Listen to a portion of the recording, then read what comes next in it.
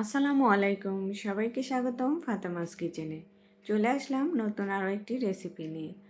আজকে আমি তৈরি করে দেখাবো এগ ভেজিটেবল রোল। খুবই সহজে ঘরে থাকা উপকরণ দিয়ে আজকে আমি এই রোলটি তৈরি করে নিয়েছি। খেতে এটা ভীষণ মজা আর তৈরি করাও কিন্তু খুব সহজ। চলেন তাহলে রেসিপিটি শুরু করি। এর জন্য আমি প্রথমে নিয়ে নিলাম 2 কাপ ময়দা। আপনারা চাইলে আটাও ব্যবহার করতে পারেন। আর দিয়ে দিলাম স্বাদ মতো লবণ, দিয়ে দিয়েছি 2 টেবিল চামচ রান্নার সয়াবিন তেল। এখন এই তেলটা আমি ভালোভাবে ময়দার সাথে মিশিয়ে নেব। আর মেশানো হওয়ার পর এখানে আমি কুসুম গরম পানি দিয়ে সফট একটা ডো তৈরি করে নেব। আমরা যেভাবে পরোটার ডোটা তৈরি করি সেমভাবেই আমি ডোটা তৈরি করে নিলাম। আর এখানে আমি সামান্য পরিমাণে তেল দিয়ে এখন ঢাকনা দিয়ে ঢেকে রেস্টে রেখে দেব 10 মিনিটের মতো। আর এদিকে চলে আসলাম ভিতরের পুরটা তৈরি করার জন্য।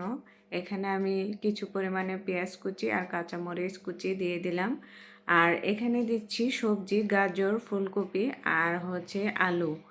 মানে যে সবজিগুলো আমাদের ঘরে থাকে সব সময়, সেই সবজিগুলো দিয়েই আজকে আমি এই রোলটা তৈরি করব।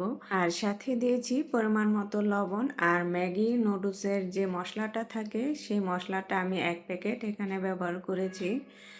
আর সবজিটা কিন্তু আমার সিদ্ধ হয়ে গেছে। এখন আমি এখানে দিয়ে দিলাম একটা ডিম। ডিমটাকে আমি একটু ভেজে ডিমের স্ক্রাম্বল তৈরি করে সবজিটার সাথে ভালোভাবে নেড়েচেড়ে মিশিয়ে নেব। আর ঢাকনা দিয়ে ঢেকে আমি আর কিছুটা সময় রান্না করে নেব, তাহলে কিন্তু আমার রান্নাটা একেবারে কমপ্লিট হয়ে যাবে। আর এই যে সবজিগুলো সিদ্ধ হয়ে গেছে। আর নামানোর আগে দিয়ে দিচ্ছি ধনেপাতা আর এখানে দিচ্ছি টমেটো সস 2 টেবিল চামচের মতন। আর এই সসটা দিলে কিন্তু রোলটা খেতে বেশি ভালো লাগে।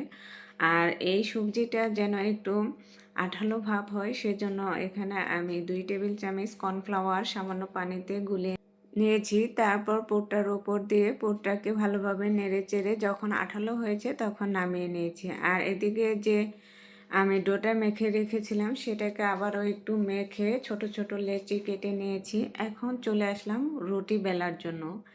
এখানে আমি ছোট ছোট করে রুটি বেলে নেব। আর রুটিগুলোকে খুব পাতলা করে বেলে নেব। যতটা পাতলা করে এই রুটিটা বেলা যাবে রোলটা কিন্তু তত বেশি সুন্দর হবে। আর এদিকে আমি সবগুলো রুটি বেলে নিয়েছি। আর এখানে আমি একটা ডিম ফেটে নিয়েছি ব্রেড গ্রাম আর নিয়েছি ময়দা গুলিয়ে। আর এখন তৈরি করব আমি রোলগুলো, তাই রোলের ভিতরে পুরটা দিয়ে দিলাম। আর আমি আরেকটা কথা বলে রাখি, আমি সবগুলো রুটি একসাথে কিন্তু বেলে রেখেছিলাম। আর একসাথে রুটিগুলো বেলে রাখা যাবে না, তাহলে কিন্তু একটা রুটি আরেকটা রুটি গায়ে লেগে যাবে, সেই জন্য আলাদা আলাদা রাখতে হবে।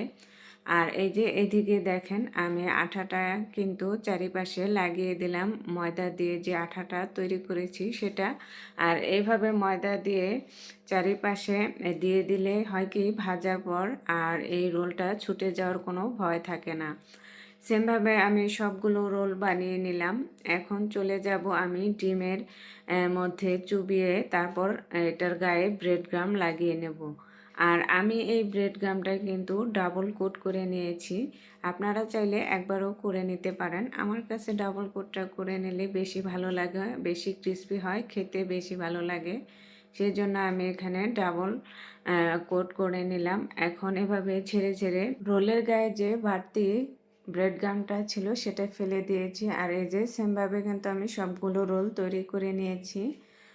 আর তৈরি করে নেওয়ার পর এটাকে আমি 15 মিনিটের মতো ডিপ ফ্রিজে রেখে দিয়েছিলাম। তারপর চলে আসলাম ভাজার জন্য আমি প্যানে কিন্তু তেল আগেই বসিয়ে রেখেছি। যখন তেলটা গরম হয়ে এসেছে তারপর রোলগুলো দিয়ে আমি একটু সময় নিয়ে রোলগুলোকে ভেজে নিলাম। আর এখন কিন্তু ভাজা শেষ, আমি নামিয়ে নিচ্ছি। আর আজকে আমার এগ ভেজিটেবল রোলগুলো কেমন লেগেছে অবশ্যই কমেন্টস করে জানাবেন। এখন একটা রোল আপনাদেরকে ভেঙে দেখাচ্ছি ভিতরটা কেমন হয়েছে। মাশাআল্লাহ, দেখতে যেমন হয়েছে খেতেও খুব ভালো ছিল। আজকে এই পর্যন্তই, আবারও চলে আসব নতুন কোনো রেসিপি নিয়ে। সে পর্যন্ত সবাই ভালো থাকবেন, সুস্থ থাকবেন। আল্লাহ হাফেজ।